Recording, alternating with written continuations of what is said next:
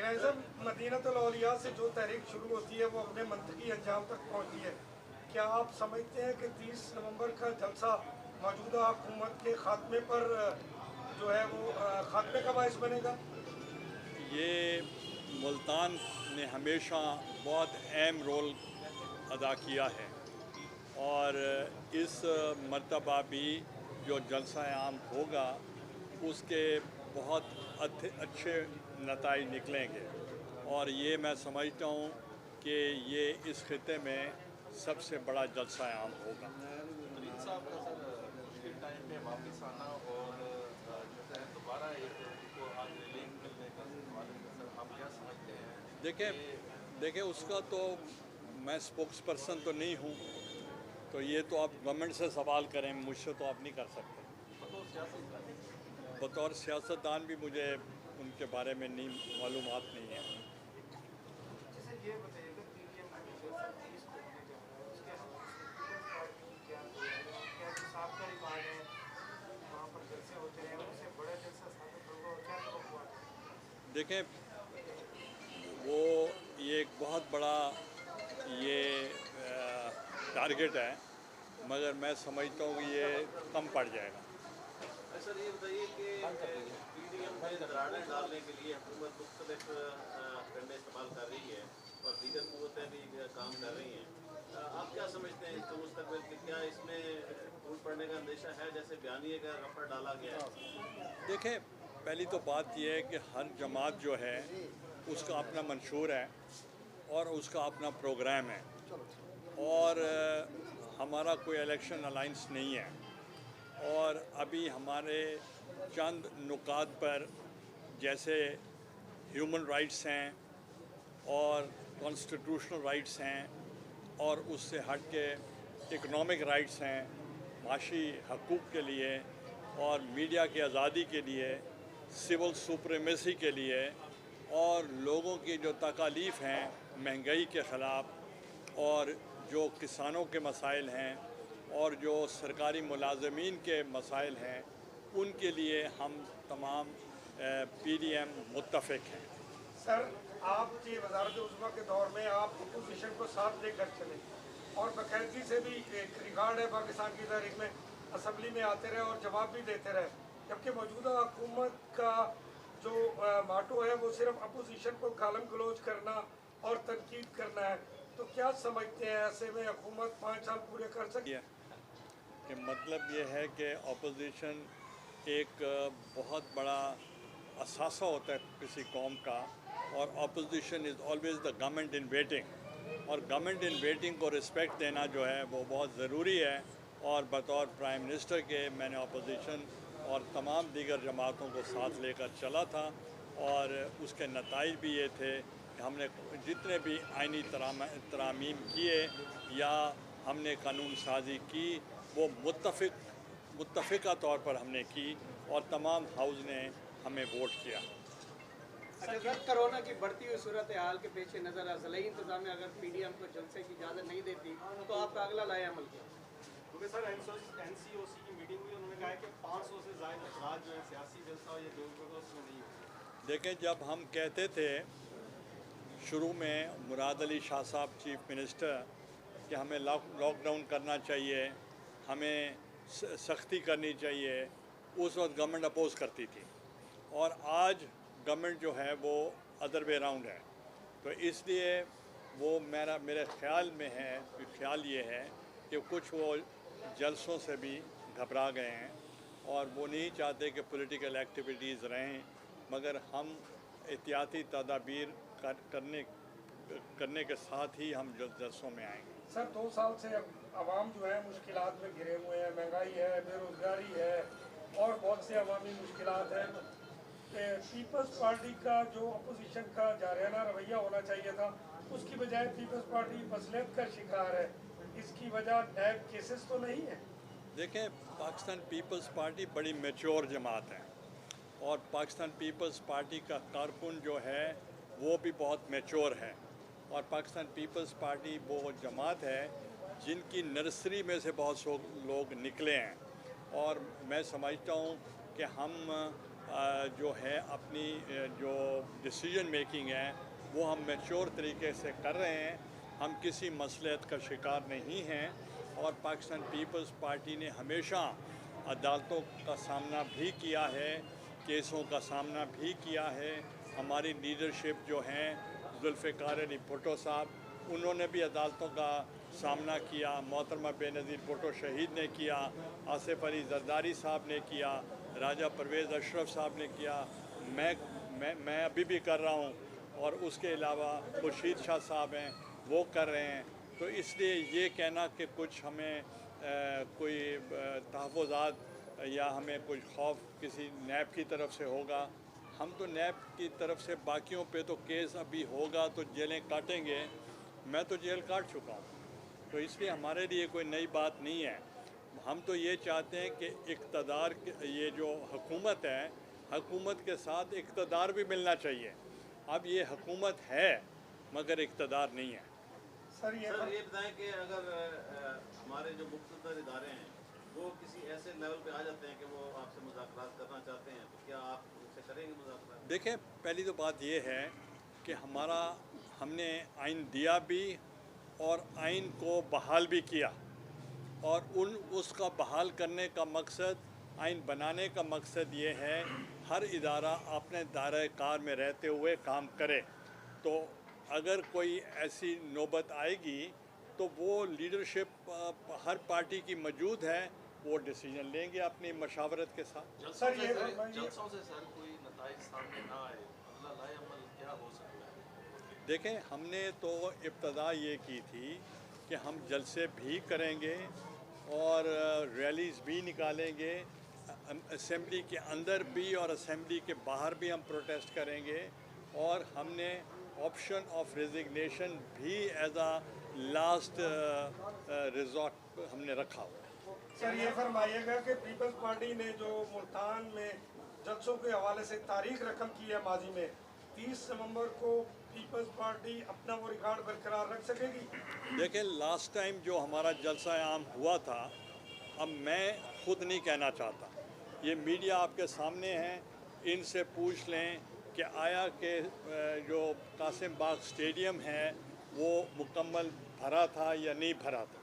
वो हमने भरा था, और अब मैं मशकूर हूँ PDM की तमाम जमातों का कि हमारा यौम तासीस भी है उस दिन 30 नवंबर को, और उन्होंने वो जो हमारी रिक्वेस्ट थी कि हम 30 को हम ये जलसा मुल्तान करना चाहते हैं, तो उन्होंने फ़राख दिली के साथ कबूल किया और सारे शामिल होंगे, तो मैं उनका मशकूर। 30 नवंबर की जो PDM का जलसा होने जा रहा है, अगर उसमें कोरोना केसेस बाद में जलसे के बाद ज़्यादा अगर बढ़ जाते हैं तो खुदा ना खास्ता कुछ अमवात होती हैं, तो क्या आप उस चीज़ का खमियाजा भुगत लेंगे अगर उससे?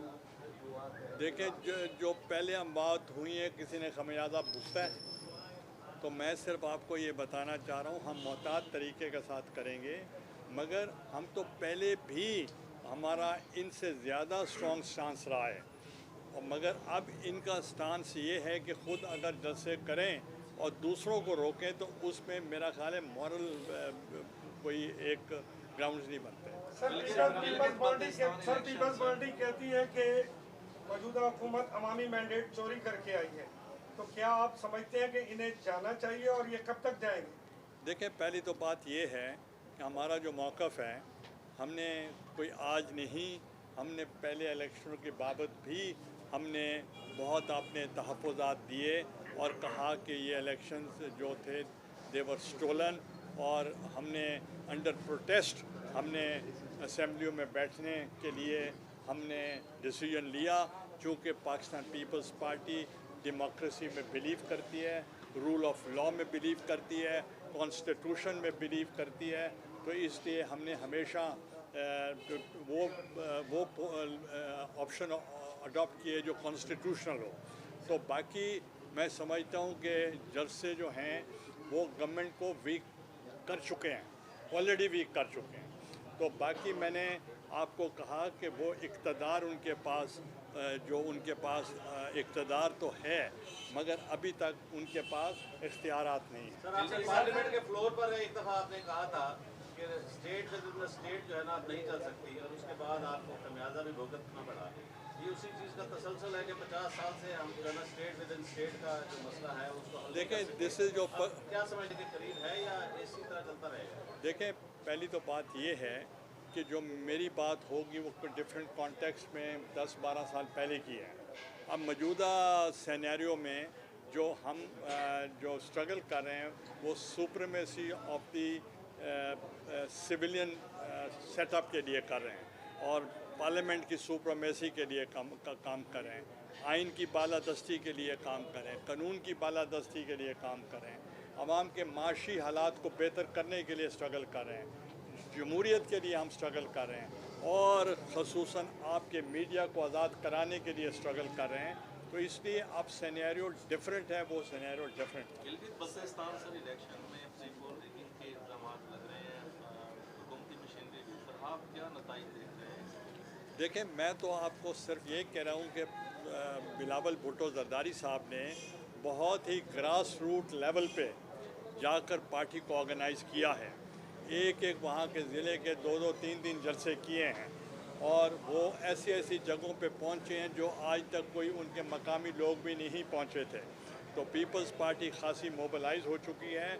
और दूसरा मैं आपको ये बताना चाह रहा हूँ, प्री पोल रिगिंग ये है कि प्राइम मिनिस्टर को इस मौके पे जाकर कोई वादे वईद नहीं करने चाहिए थे इलेक्शंस के मौका पर, और वफाकी वज़रा को भी वहाँ जाकर कंपेन नहीं करनी चाहिए, क्योंकि अगर वज़ीर जाएंगे और अगर स्टेट मशीनरी इस्तेमाल होगी तो वो it will be taken as pre poll rigging.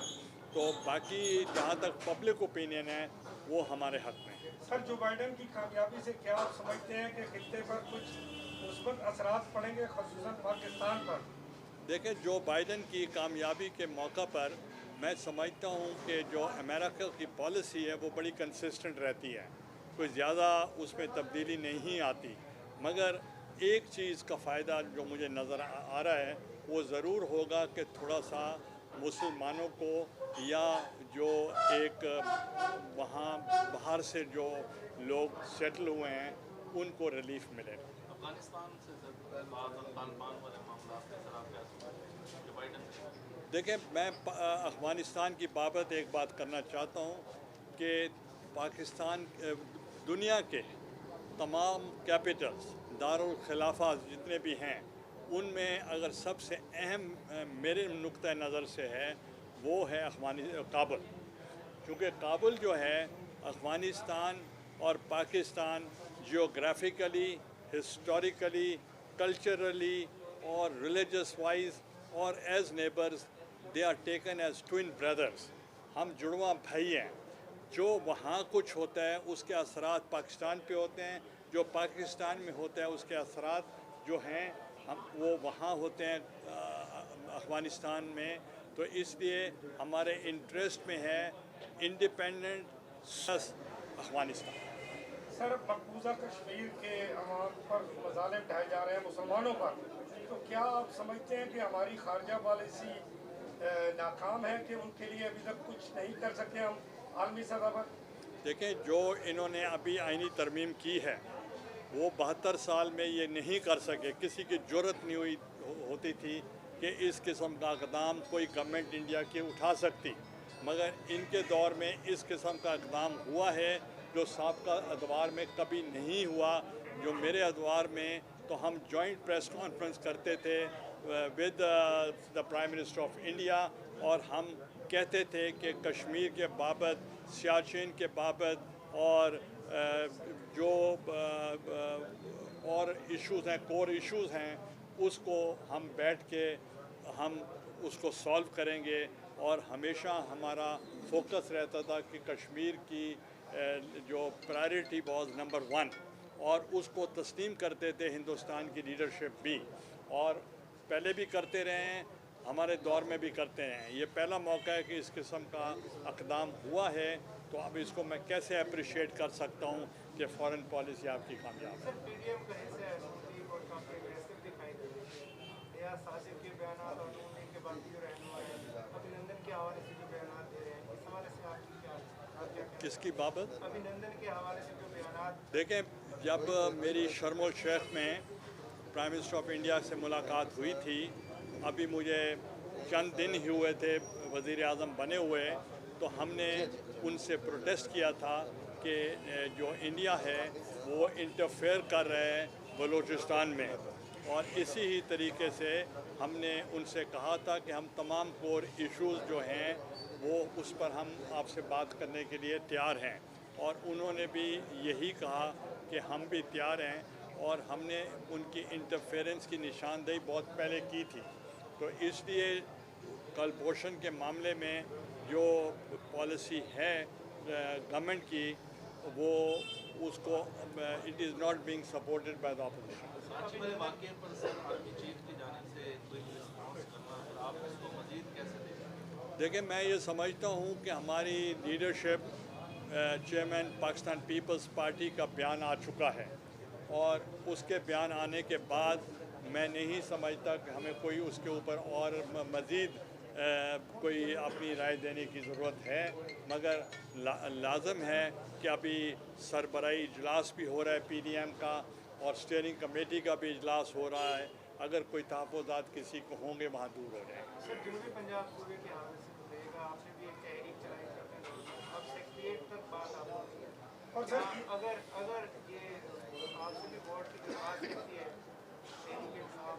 आपका वोट किस तरह? और सर इसी को मैं सुल्तान मरकज इसी बात को आगे बढ़ाऊंगा। सर, आपने जो कमीशन बनाया था अपने दौर में, सबसे बेहतरीन सिफारिशात उस कमीशन ने मुरतब की थी, लेकिन उस पर अमल होने की बजाय हमें आपस में लड़वा दिया। मुल्तान भावलपुर आपको मुकम्मल सच्चाई का नहीं पता। हमने कोई करारदाद वगैरह हमने पास नहीं की थी, हमने मुकम्मल अपर हाउस से बिल मंजूर करा लिया था कि जनूबी पंजाब सूबा बनेगा।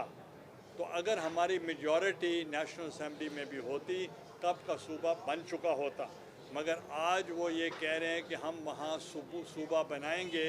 प्राइम मिनिस्टर कह रहे हैं गिलगित बल्तिस्तान को, तो पहले जो वादा किया था जनूबी पंजाब का, पहले वो तो बनाएं, और उन्होंने बजाय सूबा बनाने के उन्होंने आपस में लड़वा दिया है। सेक्रेटेरिएट के मामले में हमें सेक्रेटेरिएट नहीं चाहिए, हमें सूबा चाहिए। Thank you.